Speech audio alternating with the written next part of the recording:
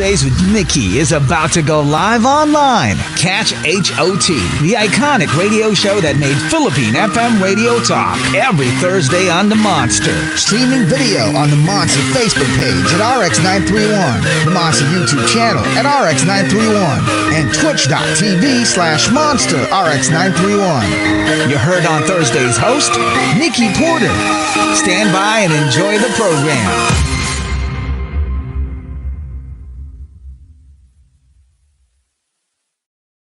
Hey, good evening, monsters. Welcome to the show that made Philippine FM radio talk. It's called Heard on Thursdays on the Monster.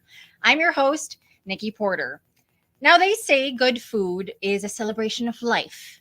And with the holidays fast approaching, it's already September next week, guys. Just saying. You can expect a lot of it. So you got Christmas parties, family reunions, friendly gatherings. All those events wouldn't be complete without a very hearty meal. Now, as much as we all would like to stay mindful of the food we stuff our bellies with, it's really difficult not to overindulge. And what happens after that? The guilt sets in. And then we try to make up for it by going on a crazy, unrealistic diet, which we usually end up breaking at some point. And then we end up binging. Diba? True story. And then we repeat the process over and over again. So tonight on HOT, we're going to talk about yo-yo dieting, better health regimens, how to build a better relationship with food, and more, and know a little bit more about some ideas that have either been passed on or just that we've gotten off of social media also with regard to health and fitness. So our guest is functional nutrition coach Kristia Roco. Armed with a degree in psychology and her certifications as a personal trainer and nutrition coach, she uses her personal experiences of being a serial yo-yo dieter or a former serial yo-yo dieter and the dark days of her postpartum season to help women. She makes her metabolism run faster now, or she helps make their metabolism run faster and ultimately get them out of the dieting hamster wheel. Heard on Thursdays, let's welcome to the show functional nutrition coach Kristia Roco. Hello. Hi, I'm glad to be here. Thank you so much, Kristia, or Tia for short, for joining me this evening. So I want to let's get down to business. Parang mulan lang. What is one thing or one frustration that you have with regard to your profession when it comes to food and fitness that you wish people knew more about? That it's not all about a calorie deficit. Because we're all so primed that it's about losing weight to get to the goal or eating less. So yeah, it's not all about eating less or being on a diet that will get you to your goals. Yes. And for many of us now who want to go on this journey, the concept of wanting to eat more or the concept of eating just a little bit more can be daunting if you are so focused on no, I got to keep my weight down. I have to keep losing weight because I'm not yet at my goal yet. So Yes. So many people, they try more than one fad diet, more than one workout routine, different eating habits at different intervals in their lives. And this causes us to shed weight and gain it and lose it and gain it all over again. So in the long run, we're talking about yo-yo dieting, of course. So yo-yo dieting, is it actually detrimental to our health? And how so, if ever? Yes, yo-yo dieting is detrimental to the health. It's not actually it's detrimental in that it's not the actual deficit that is challenging for the body. It's the never getting out of the deficit properly, right? Okay. So, for example, like what you mentioned, statistics show that a person's first encounter with a certain coach, it's going to be in the form of a calorie deficit. So another, again, diet, right? But what we know now is that when you're constantly eating less and less and less, the body also adapts. The body is an efficient mean machine. The body adapts so that if you're getting less fuel from your food, then your body also tries to make do with that little fuel it slows down. Hormones slow down. That, let's say, for example, before you could lose weight at 1,500 calories. Mm-mm. Now that becomes your new normal. Now you are maintaining at 1,500 calories because you never got out of a deficit. Oh, wow. Mm-hmm. Yeah.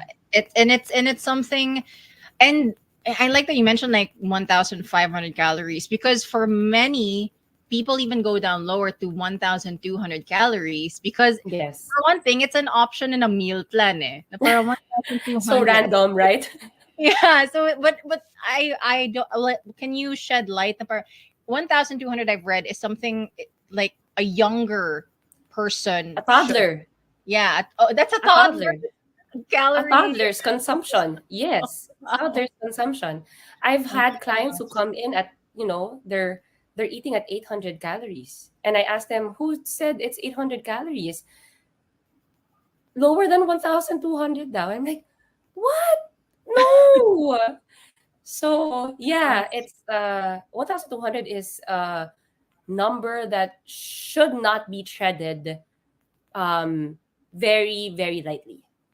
yeah. Kasi I mean, true story. I mean, I'm. This is relevant to me also because before I did a meal plan of around 1,200, and I'm just like, and I didn't know like this is a toddler's like diet recommendation pala. I had no idea na parang it like it's not supposed to be for adults like us. And Mhm. so while I did lose weight, it was just like I was just hungry all the time. I like by the end of the day, I'm just like I'm craving for something. So I just try and drink water. I don't know. So Mhm.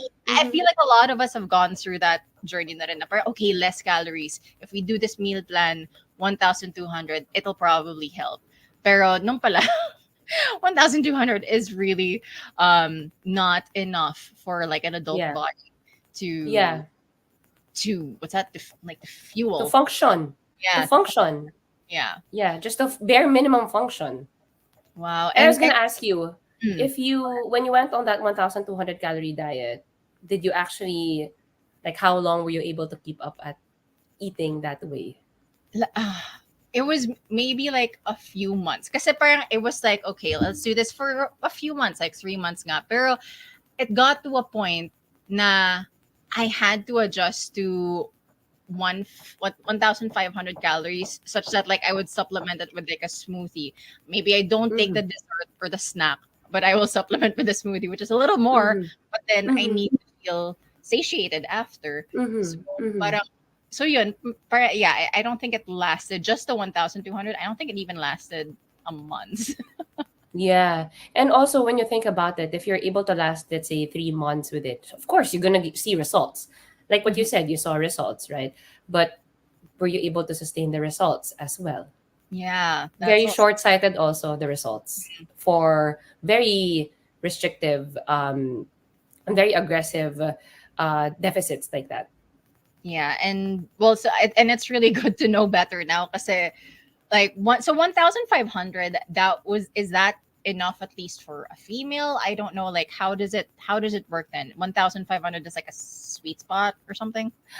Okay, for a typical Filipina Mhm. who is not that active, let's say, to be objective, right?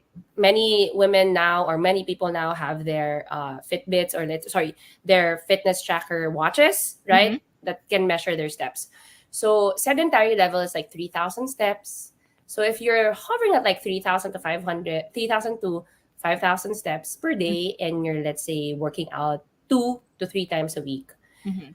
a typical petite Filipina, should be able to maintain their weight at around 1,700 to 1,900. That range. Ah, okay. That range. Oh. Maintain Mm-mm. that weight. So if we go down in a deficit, let's say a Mhm. 15% deficit, depends, the more aggressive, they can see changes at 1,500. Now, it's higher, definitely higher than what you're used to at 1,200, but you Mm-mm. can keep up at it. Like, you're more satiated, you have you're more fueled to Yeah. move, Mhm. you can sleep well. Kasi another factor of fat loss or weight loss also is that, are you still able to recover? Are you still able to, like, sleep better? Right. Because sleeping is such a big part of weight loss or fat loss too. So it's not about just um, the more the better, the more aggressive the better. Mhm. It's fat loss is a game of patience and um, being consistent, consistency and patience. Yeah, I think a lot of us find the patience part a little challenging. Yeah. It's really, I mean, it's that I think that's a frustrating part now about when it comes to our eating habits, because it's like it's so hard to lose weight but so easy to gain. Parang Mm, yeah, so parang it's like why does it have to be so hard? Diba? Why can't we actually, you know what? It's not that hard to gain weight if you're okay. It's not. It's easy to gain weight, but it's not easy to gain fat. 1 true pound of fat. that okay, yeah. That's Okay, so let's differentiate, right? yeah. So there's a big difference between weight loss and fat loss. There's a Mm-mm. big difference between weight gain and fat gain. So for you to gain 1 true pound of fat, you need to be eating 3,500 calories on top of what you're usually eating. So for example, for me, if I'm maintaining my weight at 1,800, then overnight, if I gain 1 true pound of fat, then that means I should have eaten 4,300 calories in a day. And Mm-mm. that's very hard, 4,300 calories. Because in my pregnancy, when I had my complications with my pregnancy, I was shooting for 3,000 calories, and that was a lot. Oh, That was a lot. So to shoot for 4,3, that's gluttony. So remember, if your weight shoots up overnight, let's say it's 1 pound, 5 pounds overnight, it shoots up. It's not it's not fat that you gain. It's water. It's just mhm. water. So Yeah. what you said that to gain weight is easy. Yes, it's easy, but to gain 1 true pound of fat, that's hard. Yeah, I think this is something that a lot of listeners and a lot of people who are frustrated with their weight need to know that in, because again, another because I'm also in let's say like fat loss journey. Instead of weight loss Mm-hmm. journey, it's like fat loss journey. And I like it was very enlightening, like when most of it, like when you see your weight fluctuate, it's really with like water retention. Mm-hmm. And I'm so glad I was able to learn this, because I didn't really panic as much anymore, or I didn't Mm-hmm. feel like demotivated to Mm-hmm. go and keep going and keep showing up at the gym and keep Mm-hmm. eating the right foods. So for water retention though, is this different with women because of our like periods? Yes, definitely. So this is why I like coaching women, because we're more complicated beings So in complicated. general. Yeah. Super complicated, not just with mentally and psychologically speaking, but our hormones dictate so much of our physiology. So Mm. when we try to go on a fat loss phase, right? Our hormones dictate so much of what happens to us, that even on the weight, the movement of the weight. So for example, if you have a regular menstrual cycle, let's say a 28-day menstrual cycle, but not all women have a 28-day cycle, so Right. 28 to 34 days, right? Usually you will ovulate at like day 14, usually. So the first part of your menstrual cycle is what we call the follicular phase. So to make it easier for you, follicular first phase. The Mm-mm. second part of the menstrual cycle is the luteal phase. So last Mm-mm. luteal, right?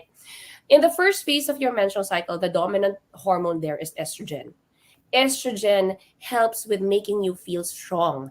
And in the dominant and then in the follicular part of your menstrual cycle, you're more insulin sensitive. That means your body is able to process carbs much better. This is the reason when so this is the reason that when you are, let's say, working out, right? When you're working out after you bleed, you feel strong, like you can hit a lot of PRs and your weight is kind of stable, right? Mm-mm. But then by the time you ovulate and then towards the time that you are gonna bleed na, the weight will shoot up naman. Even with the same amount of calories, you're eating basically the same, everything is the same. Mm-mm. Sleeping, working out the same, the weight Mm-mm. is gonna shoot up. Why? Because in the last part of your menstrual cycle, it's progesterone naman that is more dominant. So progesterone is protective. The thing with progesterone is that it activates sorry, it's very, very technical, but when I learned this, I'm like, so many, dapat sinabi to sa akin eh. Like, they should have told me this. But Mhm. progesterone activates aldosterone. Aldosterone is a hormone that is primarily responsible for salt water balance in our body.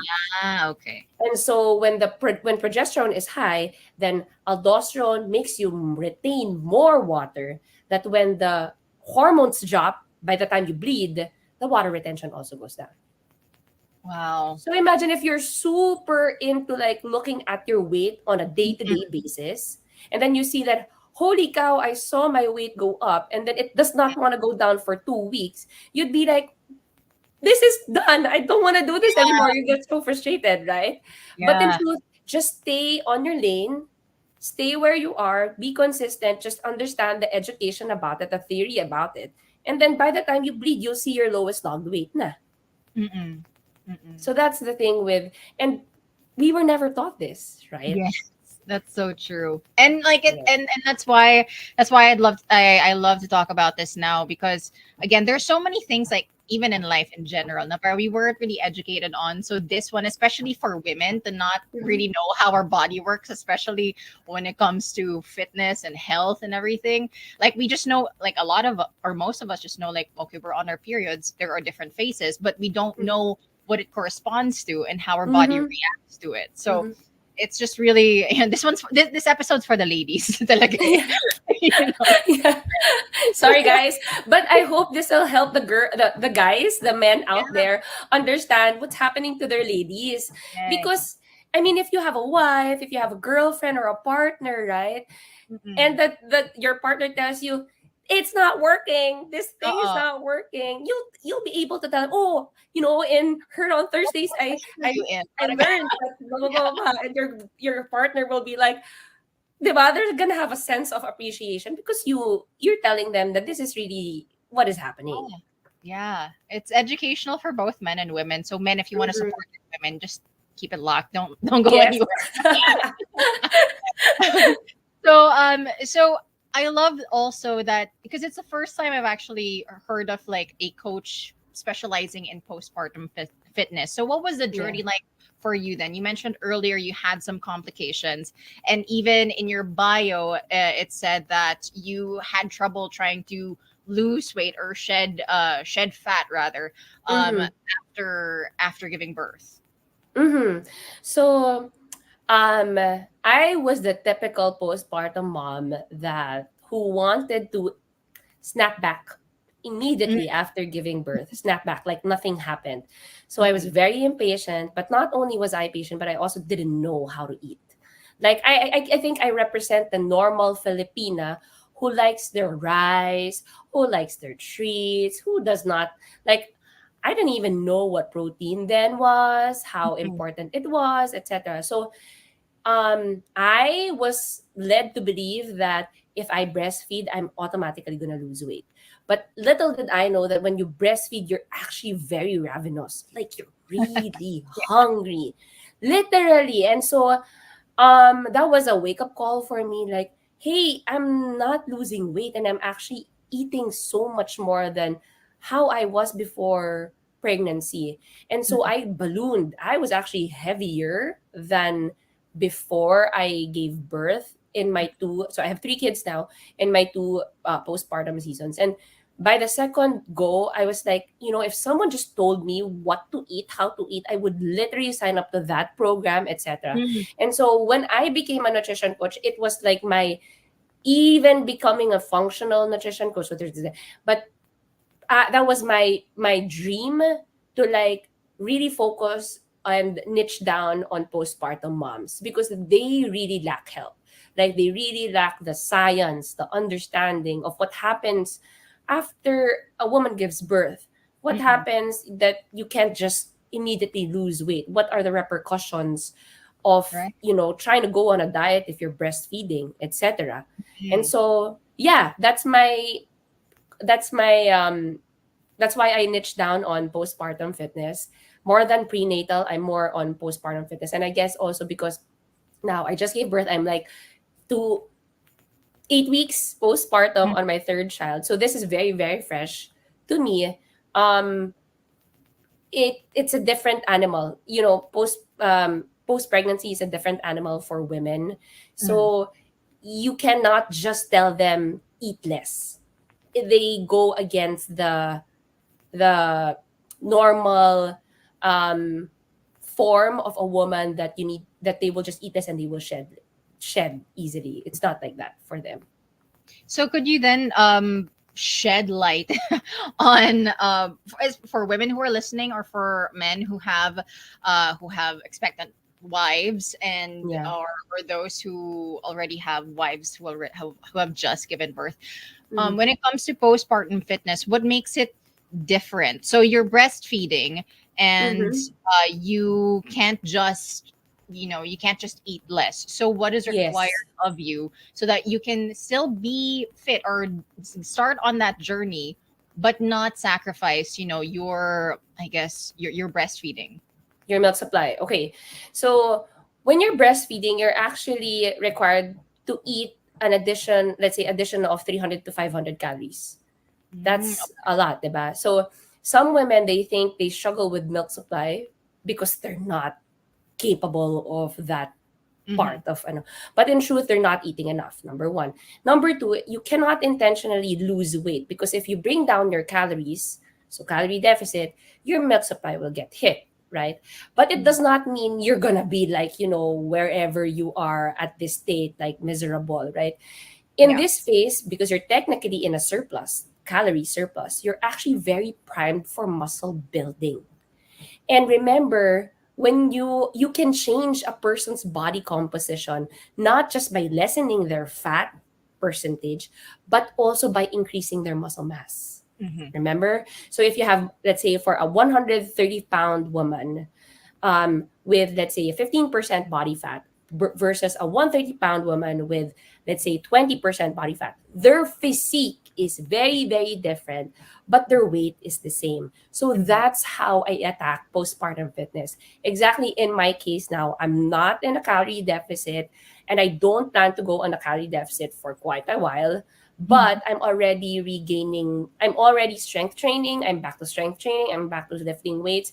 And my goal right now is, because I'm eating a lot, then that means I have a lot of building blocks to make muscle. So by the time I go on a calorie deficit, when I'm ready, Mm. I'm ready to sacrifice my milk supply, I have a lot of muscle mass and already, that when I shed the fat, you'll see a lot of definition na. And that's something that I'm really looking forward to. And not a lot of women understand that, right? Mm-mm. So for them, it's just seeing the weight go down. But you can fit your clothes better, etc. Even if you weigh the same, because you're changing the composition of your body, that you're building more muscle, and you're Mhm. also losing fat in the process.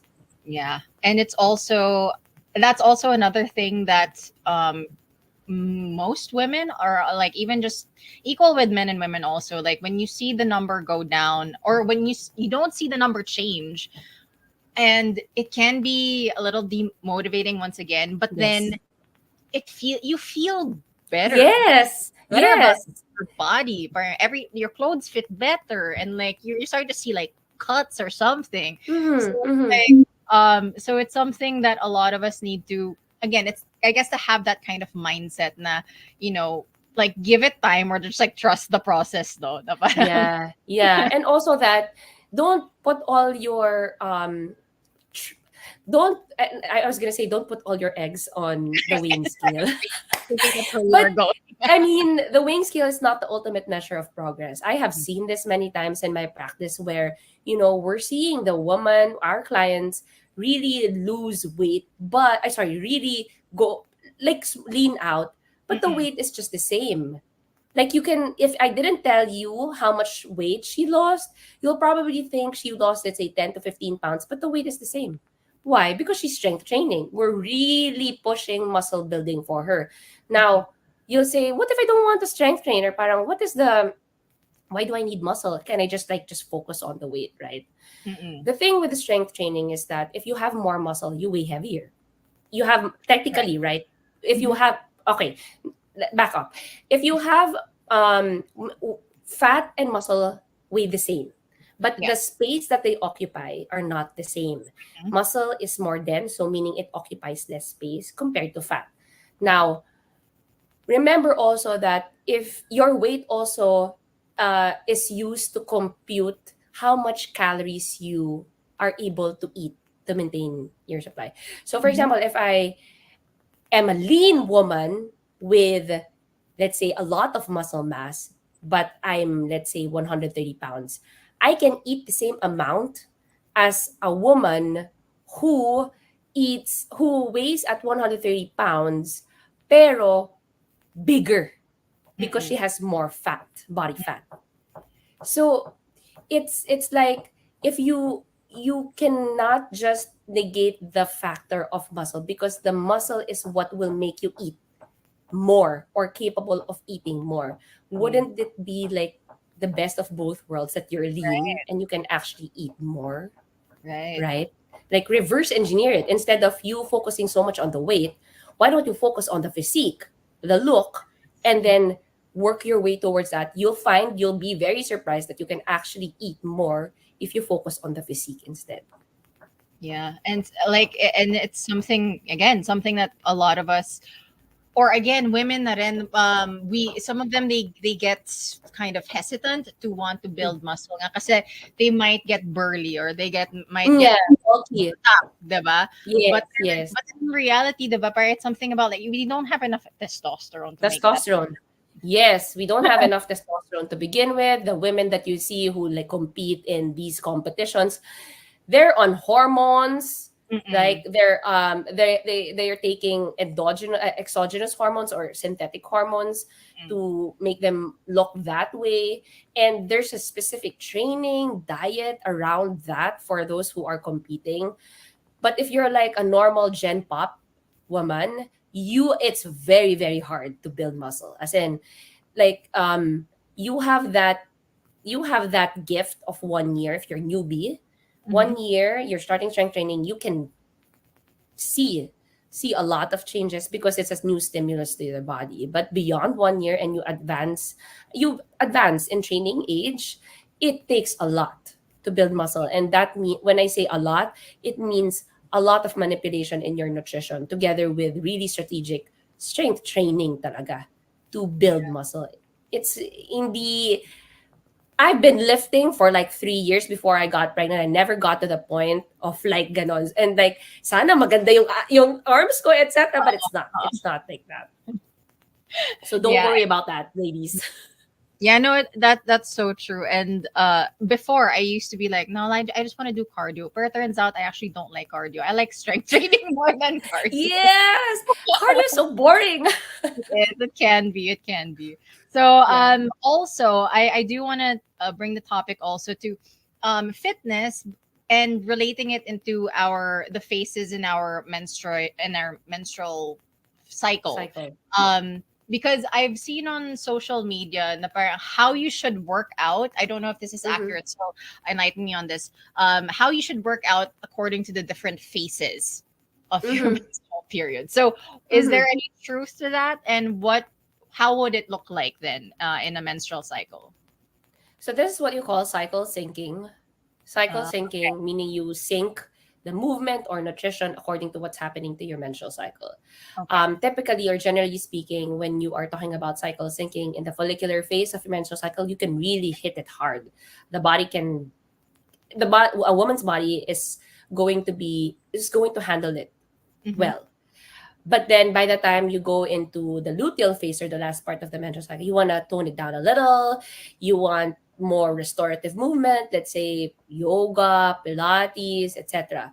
But to intentionally change your strength training or you intentionally change your training according that way just because you don't need to.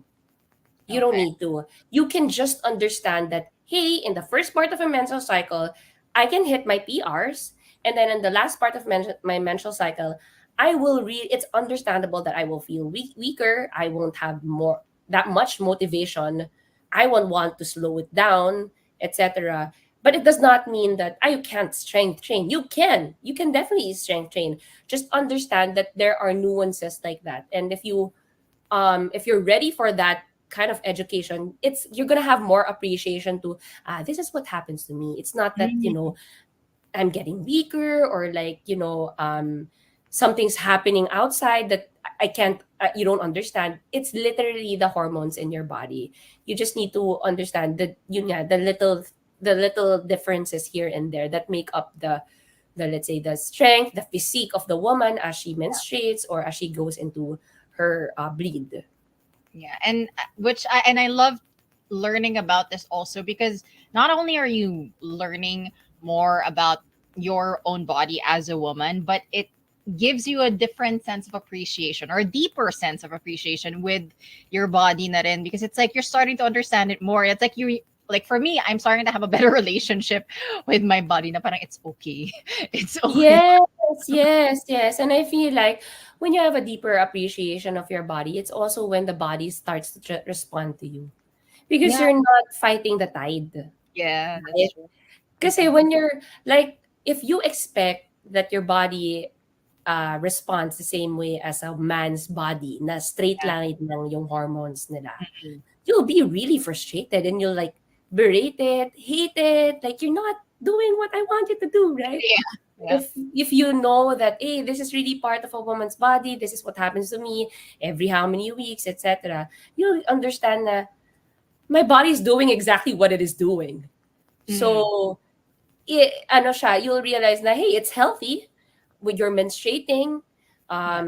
you're getting your bleed every month, so that means you're doing it right. You're Mhm. doing it right that particular month. Kasi I always teach this, that your menstrual cycle is your fifth as a woman. Mhm. Your menstrual cycle is your fifth vital sign. So, diba, there are four health vital signs: your BP, your heart rate, your temperature. As a woman, our menstrual cycle is our fifth vital sign. If you get your period every month, that means you did well on that previous month. Oh, I did well. 'Di ba? Like before, you'd be like, "Hassle, may period ako," ganyan. But Oo. now parang it's a summation of what happened to you that month, that if you were able to bleed, that means you were able to manage your stress properly, you were able to eat well enough for the body to, you know, still have functioning hormones, etc. I love that. Okay. I mean, women, if you guys are listening, women, if you women are listening, I hope you guys are having a deeper appreciation of your own bodies, like I am right now as I'm talking to Kristia Roco. Also, I do want to circle back to like the whole postpartum fitness, at least your journey, because it kind of changed for you in when you started to macro count. So how different Yes. is that from calorie counting? Okay. So macro counting is basically paying attention. So macronutrients are protein, carbs, and fat, right? It's a deeper level of calorie counting because you're not just counting calories, you're actually counting how much protein, carbs, and fat you are Mm. consuming. And when you hit those numbers, protein, carbs, and fat, they will eventually redound to a certain caloric number. So Yeah. it's still caloric calorie counting, but it's just a it's a deep dive on the components of the calories. Mm-mm. Now, why is this more beneficial? Because when you are macro counting, paying attention to these things, you can actually differentiate whether you're primed for muscle building. Because remember, when you're trying to build muscle, you need a lot of protein. Yes. It's like building a house, right? Mhm. If you are doing the strength training, which equates or similarly parang the pagpupukpok, the pag, the other things that go into constructing a house, but you don't have cement, you don't have wood, that's your protein. You're Mm. basically working out, but you don't have the building blocks to make muscle. So if you're macro counting that, you are paying attention to that. You're also paying attention to, let's say, carbohydrates. So for example, if you're not eating enough carbohydrates, carbohydrates is the body's main fuel source. Mhm. So if you're not eating enough, then what fuel source are you tapping from? Is it fat? So that's keto, right? And if you're not eating enough fat, so the other side of this naman is super low fat diet, right? then you're also not taking into consideration that fat is primarily responsible for the production of hormones. So when you're going low fat, sometimes you'll lose your menstrual cycle. So you won't have any sex drive anymore because you're, as lalo na for women, we have to have certain amount of fat in the diet to support the production of our hormones. Mm, So okay. it's a very, it may seem complicated, but when you take time to learn it, Yeah. um I have a group coaching program, but I challenge them to take time for 12 weeks to do it, to learn how it looks like in your plate, how it translates into your everyday meals. You are setting yourself up for success, for long-term success, even if you don't weigh and log food for the rest of your life.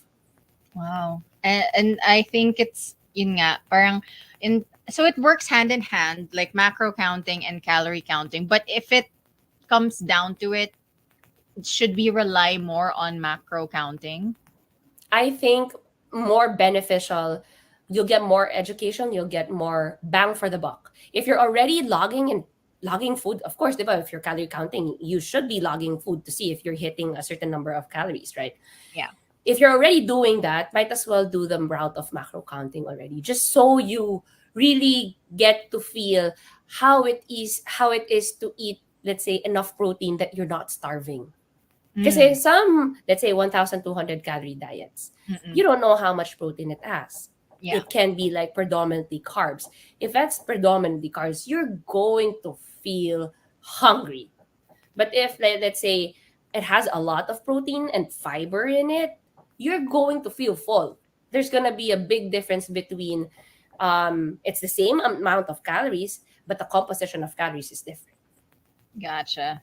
Okay. All right. And Yeah. so with regard now to like calorie deficit, we've been talking about that for some time now.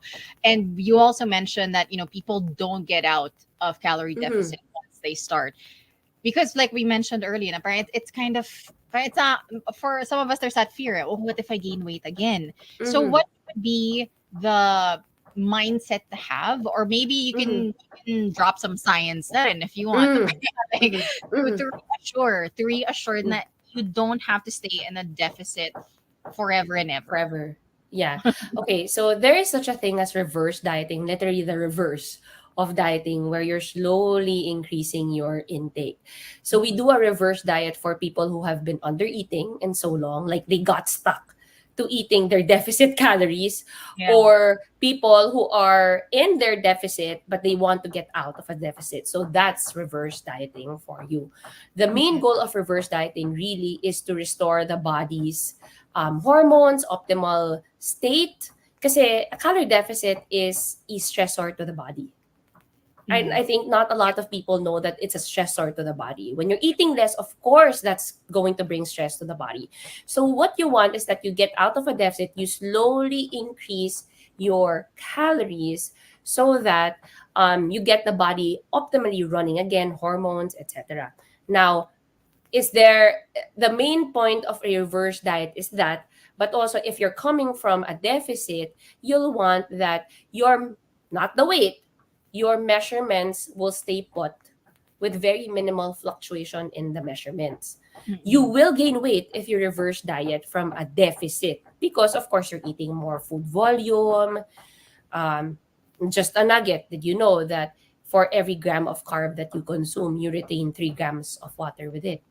Right. So by the fact that you're eating more carbohydrates, right, you're bumping up calories, you're eating more carbohydrates, you're also going to retain more water. Does that mean you gained weight? No. I mean, does that mean you gained fat? No. Yes, you gained weight, but you didn't gain fat. So the main point of a reverse diet coming from a deficit is that you restore the body's hormones, you get her or him to their new maintenance calories where they're maintaining um their weight while they're eating more, Mm-hmm. and then get back the body to homeostasis. For the others naman who are coming from under eating, the outcome is different. depends on how aggressive they were, how low their calories were. So if you're really coming from a really low calories and you've been doing that for a long time, Mhm. it's understandable that you will gain fat with it, Mhm. because the body has been suppressed for so long, right? But there are others who, we put them on reverse diet, and not only do they gain, more calories with it, they lose weight pa, and they lose more fat pa. Yes. Usually it's amazing to see this, and I feel like I'm like the superwoman for my clients who experience this, like I changed their lives forever. But this is what we call the hyper responders, that their body has been so suppressed, from eating this much, that when we slowly start feeding them up very strategically, grabe, as in like you'll see talaga the body transform, literally losing fat because the hormones are starting to rev up. The Mm-mm. hormones now are faster, they're able to burn more calories because they're able to sleep well, they're able to move more spontaneously, they're able to push in terms of their workouts. Yeah. So kasi, if as example, if you're under eating for so long, your propensity to move also lessens. You can't also push so much in the workout department, Right. right? So Mm-mm. those things play a role into like the physique also that you want, and the weight eventually, of course. Yeah, I love that. So there is hope. I mean, this is also with regards to those who have been in a deficit or have been under eating for so long, also. But to Mhm. know that there is also a way to do that gradually, so that Yes. you don't get so scared to kind of to gain weight. Yes. There is a way for that. Yes. It's I mean, like it would be reassuring for sure, so that we can actually enjoy the food. Diba? Yes. So like on top of my head, I have like five clients who, coming from, let's say, their whole lives trying to fit themselves into like 1,300 calories, Mm, etc. Mahimatay-himatay na raw sila with eating that less. And then mm-mm. eventually, we get them to eating, let's say, 1,900 calories. And then it's just a lot of energy for them. And then they're able to like makakakita ka na ng ab line, makakita ka na ng definition, and they have a better, I think the most important thing is a better relationship with food and their bodies. Like, so many people are so scared to eat. But hello, diba, like what you said nga eh, food is not just fuel, food is social, food is cultural. There's so many things that happen in our lives that revolve around food. And if you're scared to eat, if you're scared by the fact that siguro, let's say you eat, let's say a slice of cake, you'll gain the next day, then there's a way to reverse engineer it. Mm. That's what I keep on saying. There's a way to go about it, and it will not come from being so gung ho with the weight. Yeah.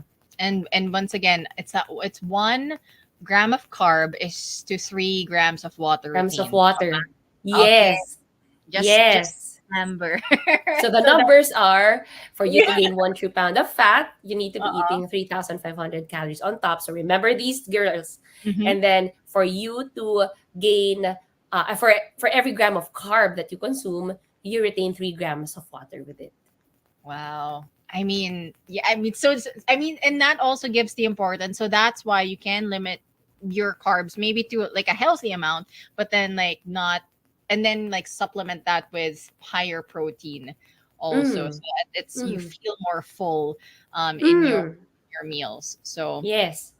I mean, it's also it's fascinating to see food and fitness in a more scientific perspective, because you gain it's better understanding. It's not just like visual lose, gain weight, and like it's not like 1 plus 1 is 2. There's a lot of No. things that Yes. to play that come into play Yes, when it comes to yes, it. yes. And it's not just, movement, calorie burn.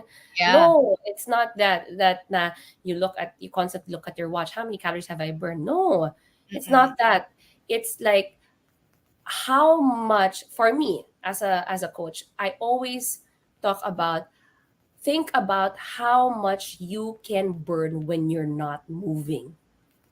If you are able to burn calories when you're not moving, when you're sleeping, That's like the dream, and that's only going to come from being able to have build muscle. And not only is muscle, I think this is a common misnomer also, that muscle is just, physique. No, muscle has anti-inflammatory benefits to the body. It's the best anti-aging, not even supplement, but it's like the best anti-aging thing out there, because it helps with insulin. It optimizes your insulin. It helps optimize hormones for menopause. So if you have more muscle mass, it helps with um, converting your estrogen. So Mhm. in menopause, wala ka ng estrogen, di ba? It Yeah. helps with converting some testosterone into estrogen. So you have a little bit of those while you're in menopause. And then um, anti-inflammatory, anti-aging effects. Not only do you feel better, but you also move better. So Mhm. another thing, another statistic, right? For when you fall, like Mhm. let's say you fall and you have a hip injury, that increases your mortality by like twofold, by 50%, just by falling. So Well, how do you prevent falling? You strength train. You literally make sure that your muscles, your bones are able to support your movement, right? mhm.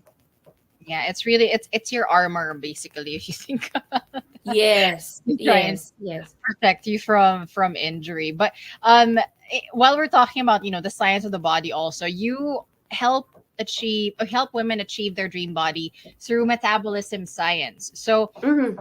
I grew up thinking that our metabolism, oh, that's like genetics or something. But how then do you utilize metabolism, or kind of engineer one's metabolism to work for them instead of against them? Because in iba, it depends. I think for me before, like I used to think that our metabolism sucks kasi parang I Hmm. feel like I'm always tired, ganon, after workout, ganon. So, how does this manifest in terms of you coaching your Yeah. clients? Okay. So just a general background. You hear this all the time, right? That, oh, I'm already 40, so my metabolism is slow. That's why it's so Yeah. hard for me to lose weight, right? But that has been debunked already by research, that your metabolism actually doesn't slow down as you age. Um, your metabolism slows down from constantly dieting and from being sedentary. Mm, The okay. only time your metabolism slows down is by the time you reach 60, and that's because of hormones. So menopause, etc. Right? So when I say by making their metabolism run faster, or by through metabolism science, it basically means by muscle building. Because metabolism equals muscle. The more muscle you have, the faster your metabolism is. Oh, okay. Yeah, yeah. So if anyone tells you that, hey, my metabolism is like a 40-year-old woman, etc., then that 40-year-old woman must have been dieting hard for most of her life and being sedentary, because it should not slow down. It should not Mm, slow down. And the way you combat that is you make sure that you get out of a deficit. There, at certain periods of the year lang that that you're like in a deficit, most of the time you're maintaining your weight, and mm-mm. then you're really strength training or trying to be building muscle. Okay, gotcha. So metabolism should not slow down at least until you're 60. So if you're 40 year Yes. old, it's not an excuse. Yes, it's not an excuse. I think I speak for the clients that we have. Mhm. Um, our clients come in, complaining that ang bagal ng metabolism, etc. That they're stuck with eating this much, and then we Yeah. literally reverse it. But it's like you gotta break up with the weighing scale, because Mm, as we build muscle, then that means there is a possibility that you will weigh higher. But does that mean you gain fat? No, it just means you're gaining muscle, and the physique should relatively remain the same or get better. gotcha. Okay. And so now I do want to ask some questions that are pertaining to, I guess, some general fitness not terms, but like ideas that we've learned throughout the years na rin. Not too far back naman, but just like maybe in the 2010s at least. Um th- like when it comes to working out, people always I always hear this term like like you can't fat you can't do spot Spot reduction reduced. fat. Yeah. Spot reduced. The Yeah. fat. So like for example, if you're doing already core workouts, upper body, lower body exercises, like those are your target areas na parang I want my arms to get smaller. And I'm doing a lot of arm workouts. Pero ayaw gumalaw yung fat Muscle percentage. arms. Yeah. Yeah. Yeah. So So there's yeah. no such thing as Yeah. spot reduction. Um, it's primarily mostly genetics that will dictate where you will lose first. Oh So no. there are, they call it resistant body parts. Yung No. mga hard areas. So there, your genetics will most probably dictate where you will lose first and where the body fat will stick to and mahirap to move. But it does not mean that it cannot budge. It will Mm. just mean you have to be very strategic with calorie deficit. It may take you multiple cycles of calorie deficit maintenance to shed the body fat there. Um, and also, you also remember that the workouts are not there to make the body part smaller. It's nutrition that dictates whether you're going to lose weight, fat, etc. So Mm-mm. if you're working out and you're not eating in a calorie deficit, you're not going to lose fat or weight. But if you are working out and you are in a calorie deficit, you are going to lose fat or weight. Mm. Where? That's genetics. Oh gosh. That's why it's like and I think that's also a what do you call this? Sometimes it's false advertising then for some na parang who say na parang lose belly fat or lose like have leaner arms or something when you do this workout. When in reality, yun nga, kasi alam ko you can't spot reduce. Yes. It's like it's clickbait. Parang, Yeah. There you can spot build. There yeah, is such a thing as yeah, spot building. So if you want like nicer deltoids or like butt, diba? Then yeah. you hammer those body parts. But to make them smaller, hindi. That's really gonna come from nutrition. And then as I said, it's really genetics that will dictate whether you're gonna lose it first or last. Oh, I see. Okay. So it's genetics.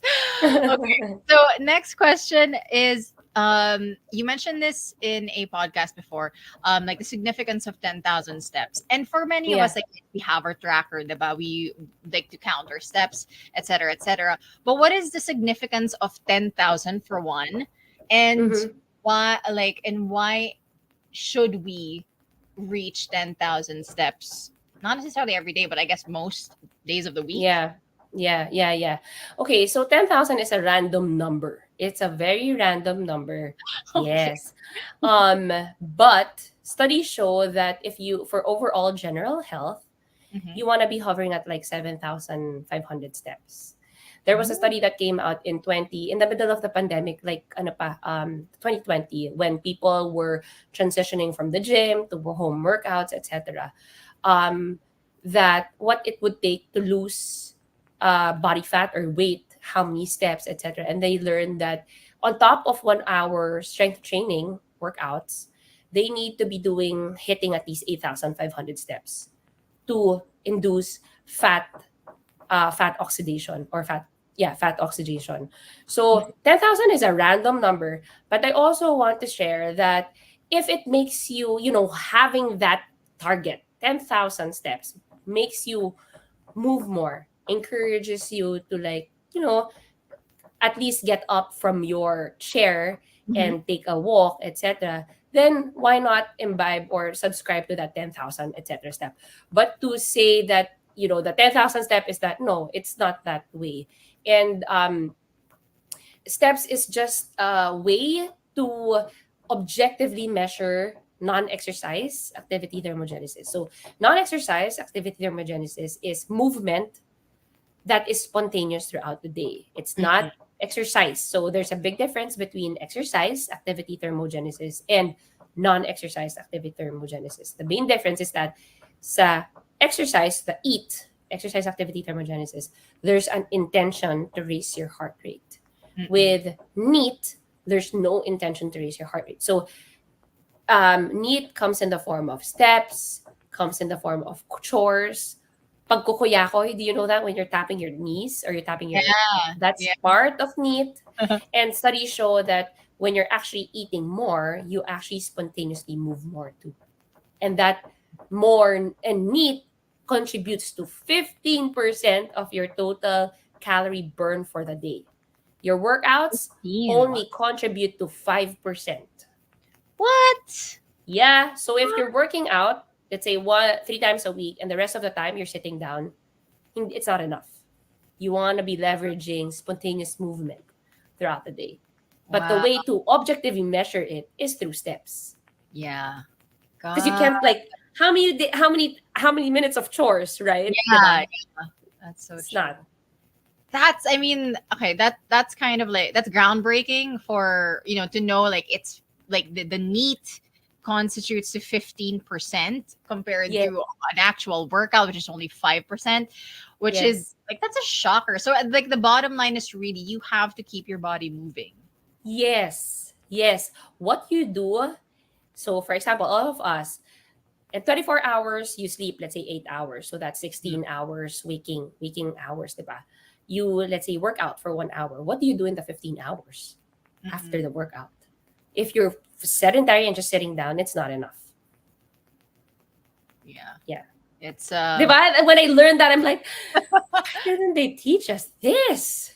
yeah. I mean, actually, like what some of the things that you've brought up today, but I've just learned recently, and I love, Mm-hmm. which is, but it's good to learn it now than never, because now Mm-hmm. you can adapt and you can adjust accordingly, like how you want your lifestyle to look like. If you want to have, like a dream body or something, or a dream Mm-hmm. Mm-hmm. lifestyle, a dream fit lifestyle or something. So, Mm-hmm. Mm-hmm.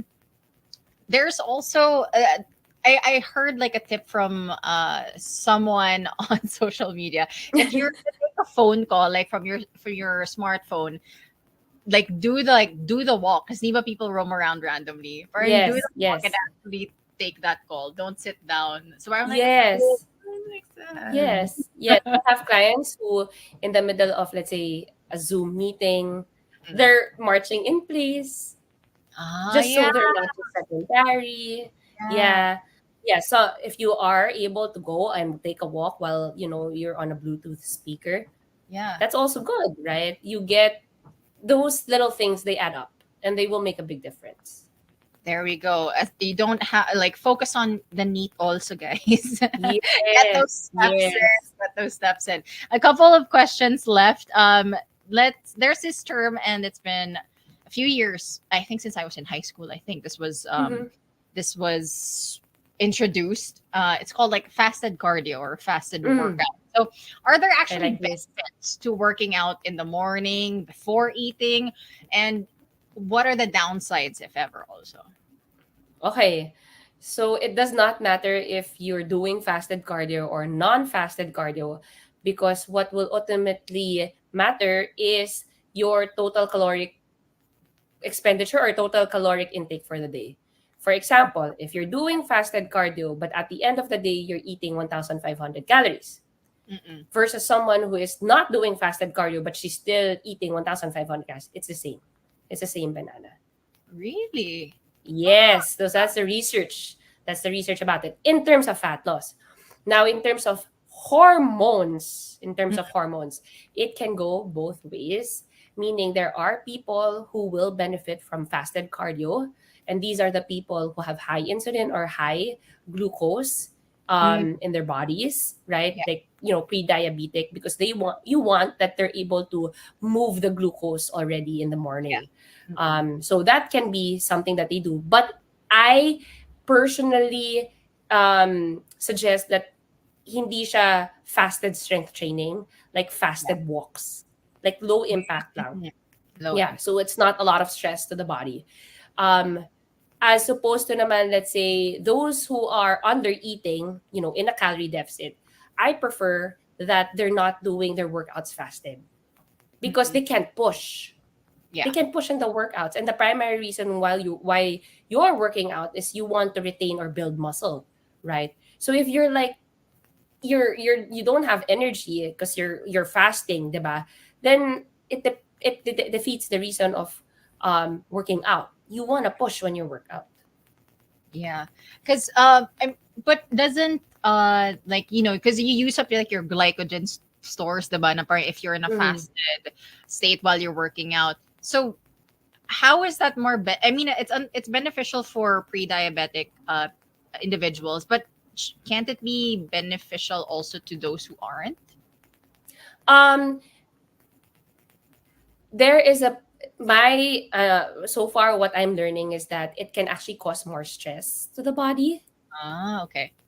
Yeah, so fasting, especially if you're doing it for long periods of time, like you're fasting for a lifestyle, it actually causes some hormones to get disrupted. Mm-mm. That what I'm studying now is that it becomes resistant to weight loss eventually. The hormones rebound if Oh, you're doing it for a long period of time. And so what you want is, lalo na in terms of fat loss, you really want to be taking care of the hormones and you don't want to be pushing the body too hard. So if you're in a calorie deficit, okay, I think the best way to think about it is that when you're in a calorie deficit, diba, that's a stressor to the body. The mhm, body, think about the body only having one stress bucket. All the stressors go into that bucket. mhm, So a calorie deficit is a bucket. Lack of sleep is a bucket. Workout, sorry, lack of sleep is a stressor. mhm, A calorie deficit is a stressor. mhm, Um, what's this? Workouts is a stressor, but we like that stressor because the adaptation is you build muscle.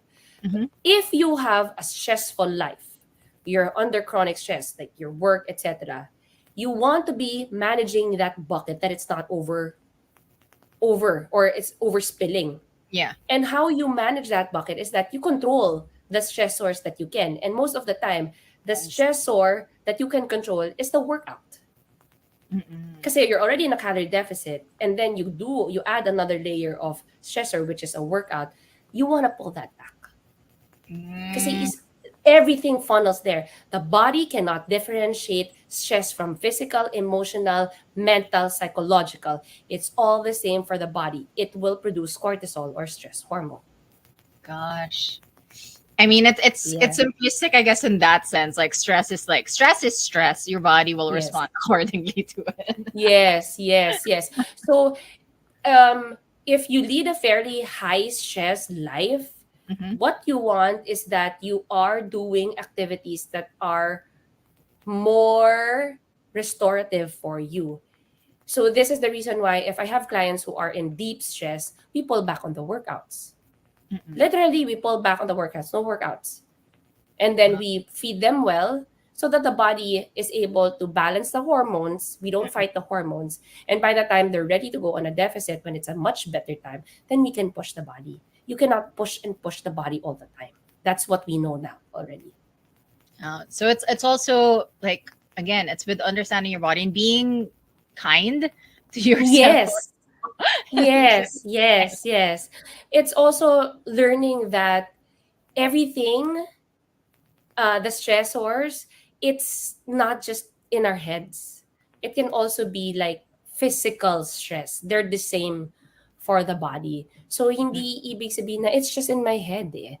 Yeah. I can work it out. Kanya.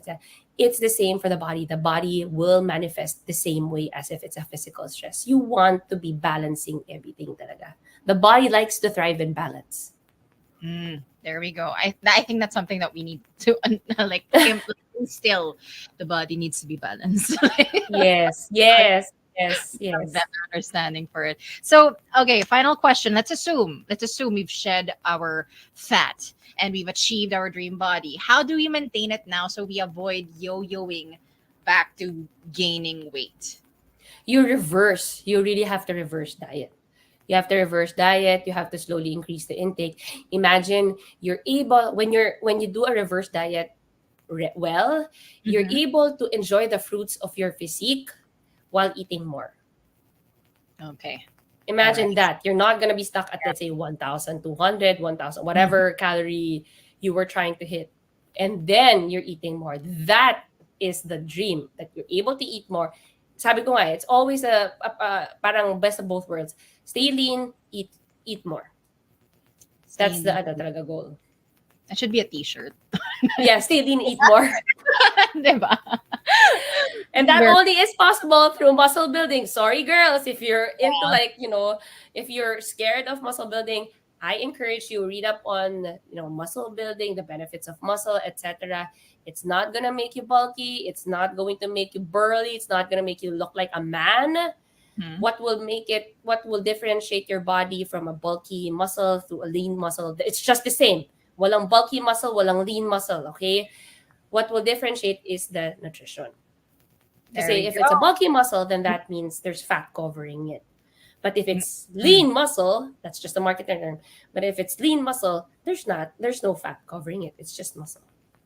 There we go. And that is the dream, even for Yes, me. that's the dream. Yes. Yeah, even for me. Yeah. There we go. Well, thank you so much, Kristia. I am out of questions, but I feel like I've learned so much today. Thank And you. Thank you for having me. Yeah, I'm hoping like listeners and viewers also will take notes during this episode, because it's really enlightening, and it really gives you a deeper appreciation for your body and teaches you to be kinder to your body if you feel like the number on the scale isn't going Yes. down. Like, Yes. to have that understanding is so important. So thank you for imparting your knowledge with us. Now, before we go, you can feel free to say hi to anybody or plug in also your socials if they want to consult with you, or if they have any questions with regard to weight loss or fat loss and achieving with your body. Yeah, so you can find me on Nutrition by Kristia on Instagram. Message me, etc. I try to put out reels, content that has nuggets of information, like basically what we talked about. And if you're a postpartum mom and you're struggling, you don't know how to go about it, reach out to me. We're gonna be doing like a group coaching program. I'm going to be coaching while I'm in my own postpartum season, so that's something that I'm going to do also. But other than that, I'm happy to have been given this opportunity to spread better education about deficits, nutrition, and in a way that is digestible to the common person. This is I really enjoy doing things like this. So thank you, Nikki, for giving me this opportunity. Yes, and thank you for taking the time again to share and enlighten us with what it is that we needed, what else we needed to learn about our bodies, especially for women. So there we go. That is it for Heard on Thursdays.